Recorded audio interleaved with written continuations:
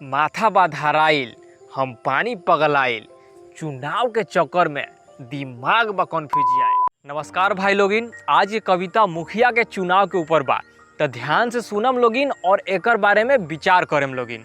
तो चलल जा भाई लोग, वीडियो शुरू करल जाओ। मुखिया पे मुखिया आवे, अपन अपन पर्चा देखावे, सब कहे हम अच्छा बानी, लोगन के चूना लगावे, चेला चपाटी के साथे साथे पिछला मुखिया कोयले बा चढ़ाई, चुनाव के चक्कर में दिमाग बा कन्फ्यूज आई।